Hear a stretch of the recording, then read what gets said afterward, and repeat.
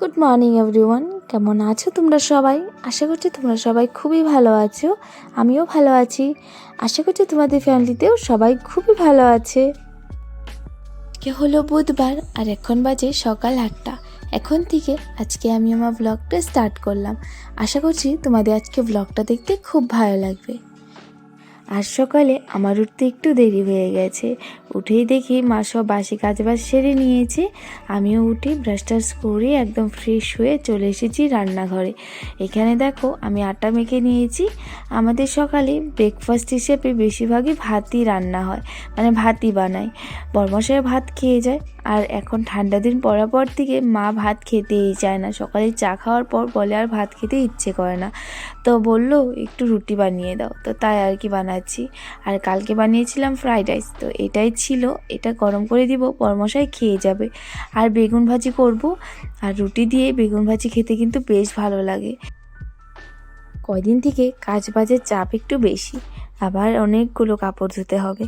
আজকে আমার ঘরটারও ঝাড়তে হবে, সেই আর কি ভাবছি তাড়াতাড়ি রান্নাবান্না করে, মানে সকালে ব্রেকফাস্ট সেরে তাড়াতাড়ি সে আরও কাজে লেগে পড়তে হবে।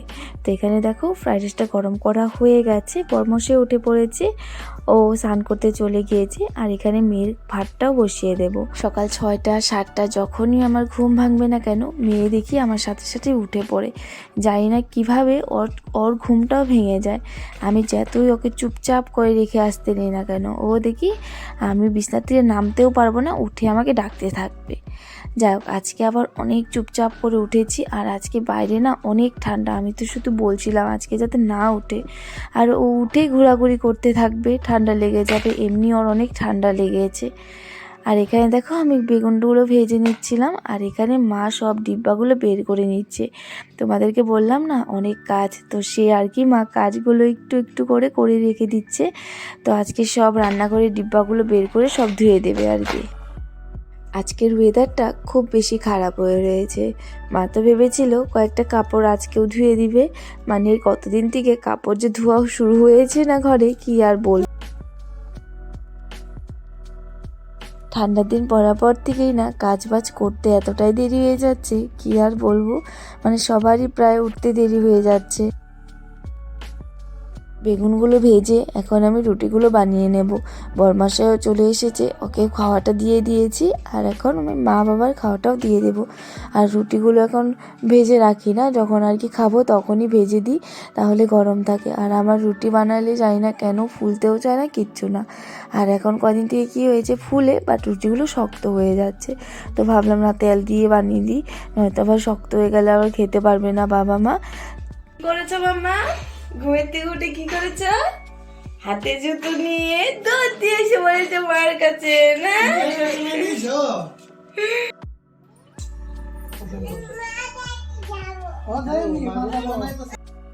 এর মধ্যে আমার মাম্মামও উঠে পড়েছে। আর আজকে সকালে ওঠার পর ওর মনটা আজকে খুব ভালো। উঠে একদম কান্নাকাটি করেনি, উঠে চুপচাপ বিছানাটার থেকে নেমে আমার কাছে চলে এসেছে হাসতে হাসতে। আমি রুটি ভাজছিলাম বলে বাবার কাছে দিয়েছি, তো বাবার কাছে একটু ছিল, মানে যাবে না, জোর করেই দিয়েছি। তারপর ওর বাবাও একটু ওদের আদর করে চলে গেল দোকানে। আর তারপর আমিও ওকে ভাতটা খাইয়ে দিয়েছিলাম, ওর ভাতটা আগেই বানিয়ে রেখে দিয়েছিলাম। আর আজকে উঠতে একটু দেরি হয়ে গেছে না, তো ভাবলাম না ভাতটা বসিয়ে দিই, নয়তো পরে গিয়ে আবার উঠে কান্নাকাটি করতে থাকবে। আর উঠার সাথে সাথে আবারও খেতে চায় না। প্রায় 10-15 মিনিট পর তারপর ও ভাতটা খাবে, মানে ওকে সকালে বেশিরভাগ ভাতই খাইয়ে দিই। আর এমনি কখনো যদি রুটি বানাই তো তখন একটু একটু খাইয়ে দিই, কিন্তু ভাতই বেশিরভাগ খাইয়ে দিই, কারণ আমাদের ঘরে বেশিরভাগ সকালবেলাটা ভাতই হয়। তো ভাতটা খাইয়ে তারপর 11:30-12টার দিকে তখন আবার কিছু একটা খাইয়ে দিই, ফল টল কিছু একটা খাইয়ে দিই। তারপর গিয়ে আবার 1টার দিকে ওকে ভাত খাইয়ে দিই। যাই হোক, ওকে খাইয়ে দাইয়ে আমিও খেয়ে নিয়েছি। আমারও খুব জোরে খিদে পেয়ে গেছিলো, জলদি করে খেয়ে নিয়েছি। খাওয়া দাওয়া করে বললাম না আজকে অনেক কাজ আছে, ঘরটা পরিষ্কার করার, মানে ঘরটা ঝাড়তে হবে। তোমাদেরকে বললাম না আমাদের 11 দিন নিরামিষ খেতে হবে, আমাদের ওষুধ পড়েছে। তো সে আর কি সব কিছুই করতে হয়, ঘরটর ঝাড়তে হয়, ঘরটর মুছতে পারে, ঘরটা তো এমনিও মোছাই হয়। তো সব কিছু আর কি পরিষ্কার টরিষ্কার করতে হবে, সব ধুতে হবে। মার তো মানে ওই 3 রুম পরিষ্কার প্রায় হয়ে গেছে, কিন্তু আমার রুমটা হয়নি। তো ভাবলাম আজকেই করে ফেলি। তো এখানে দেখো সব কিছুই নামিয়ে টামিয়ে একদম মুছে টুছে নিচ্ছি। তেমন একটা বেশি লেত্রা হয় না, রোজ দিনই প্রায় আমি এই সব কিছু মুছে রাখি। কিন্তু তাও জানি না, যখন আমি ঘর ঝাড় দিতে নিই না, মানে ঘরটা ঝাড় দেবো, তখন এত ধুলো বের হয়, কোথার থেকে বের হয় বুঝতে পারি না। রোজ দিন কিন্তু ঝাড় ঠাড় দিয়ে মুছে রাখি তাও। আর এখানে আমার প্রায় ঘরটা ঝাড় দেওয়া হয়ে গেছে। আর দেখো আমাদের গাছের থেকে কত সিম পেড়েছে, মানে আমাদের ঘরে একজন কাজ করতে এসেছে, উনিই পেড়ে দিয়েছে। মানে অনেক উঁচা না, পারা যায় না, বাবা উঠতে পারে না, তো পারা হয়নি বলে দেখো কত সিম একদম একবারে পেড়ে নিয়েছে। সবাইকে দেওয়া হয়ে গেছে, আর কয়েকটা আমাদের জন্য রেখেছে। এর মধ্যে আমার ঘরগুলো ঝাড় দেওয়া হয়ে গেছে, এখন শুধু ঘরগুলো মুছে নেব। ঘরটা মুছে চলে যাব রান্নাঘরে। আর আমার মেয়েকে দেখো কি দুষ্টুমি করছে। ল্যাপটা খড়ি নিয়ে আসছো, কি করবে? খড়ি দিয়ে কি করবে? তুমি আগুন ধরাবে? আগুন ধরিয়ে কি করবে? তাই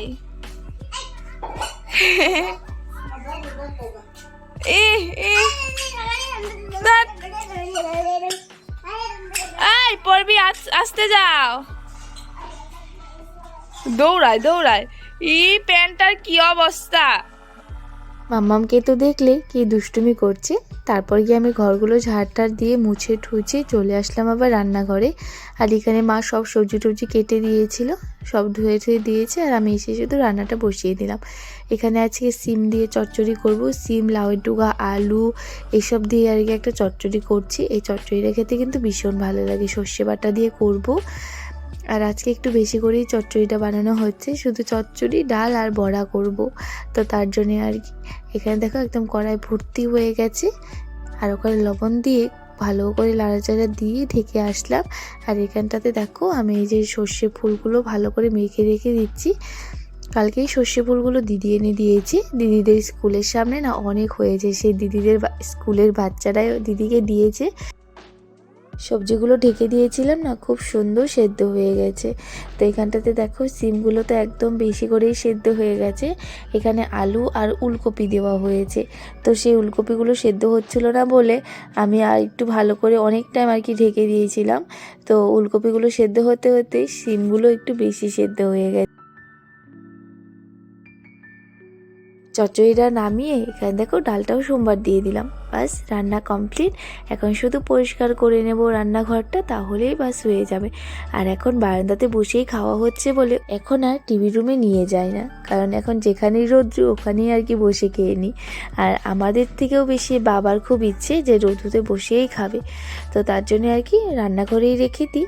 তো আমার রুমের বারান্দার সামনে ওখানে খুব সুন্দর রোদ্রু আসে, তো ওখানটাতেই বসে আমরা খেয়ে নিই দুপুরে। আর এখানে রান্নাবান্না সেরে কয়েকটা কাপড় ছিল মাম্মার, তো এগুলোই ধুয়ে দিলাম। কালকের জন্য আবার কি রেখে দেবো, সে কালকে সকালে উঠে আবার ধুয়ে দিতেই হবে। তো চলো আজকের ব্লগটা এখানেই এন্ড করছি। তোমাদের আজকের ব্লগটা কেমন লেগেছে কমেন্ট করে বলো, আর আমার পাশে একটু থেকো। আজকের জন্য টাটা।